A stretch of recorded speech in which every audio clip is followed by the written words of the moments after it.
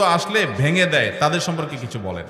খুব দরকারি একটা প্রশ্ন ভাই। আমাদের দেশের গ্রামে গঞ্জে এই ধরনের নিকৃষ্ট মানুষ, এই ধরনের ফাসিক এবং পাপিষ্ট মানুষ বহু আছে।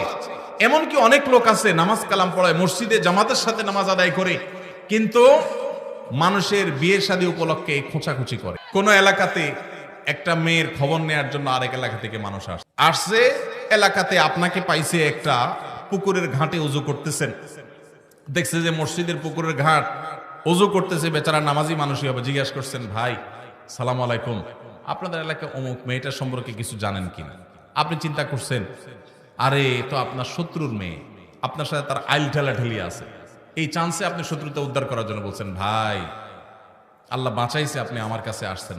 এই বইলা যে আপনি একটা শয়তানি শুরু করে দিলেন, আস্ত ডাহা ডাহা মিথ্যা কথা বলে ওই বিয়েটা ভাঙে দিলেন। এই কাজটা শুধু মিথ্যা না, আল্লাহর জমিনে আল্লাহর আরশ কাঁপার মতো সবচেয়ে ভয়াবহ অপরাধগুলোর মধ্যে থেকে একটি। কারণ এখানে একটা নিষ্কলুষ চরিত্রে আপনি কালিমা দিলেন, একজন নিরপরাধ মানুষ সম্পর্কে মিথ্যাচার করলেন, আবার নিজে মিথ্যা কথা বললেন, আবার ওই লোকটাকে অসত্য সংবাদ দিলেন, মিথ্যা সাক্ষ্য দিলেন। অনেকগুলো কবিরা গুনার সমাহার এখানে আছে। একটা কবিরা গুনাহ নয়, অনেকগুলো কবিরা গুনাহ একযোগে হচ্ছে, আপনি টেরও পাচ্ছেন না। জাহান্নামে যাওয়ার জন্য বেশি কিছু দরকার হবে না। আবার দেখা যায় নিজের পক্ষের লোক সম্পর্কে যদি জিজ্ঞাসা করে, ভাই অমুক ছেলেটা সম্পর্কে কি জানেন? ছেলেটা আপনার বোনের ছেলে, ভাই আপনার কাছেই আসছে।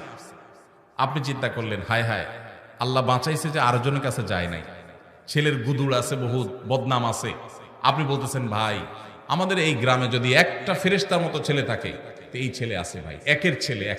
এই ক্ষেত্রেও আপনি ওই মেয়েওয়ালাদেরকে, মেয়ে পক্ষকে মিথ্যা তথ্য দিয়ে তাদেরকে ক্ষতিগ্রস্ত করলেন, বিভ্রান্ত করলেন, মিথ্যা সাক্ষ্য দিলেন। এক্ষেত্রেও আপনি অপরাধী। তাহলে কি করবেন? যতটুকু সত্য ততটুকু বলবেন। সত্য বলার মতো যদি বুকে বল না থাকে, যদি মনে হয় সত্য বললে আমি মাইদ্যর খাওয়া লাগবে, তাহলে বলবেন, ভাই সরি, অন্য কেউ যারা চিনে জানে তাদেরকে জিজ্ঞাসা করেন। কিন্তু বলতে যখন যাবেন তখন আপনাকে সত্য বলতে হবে।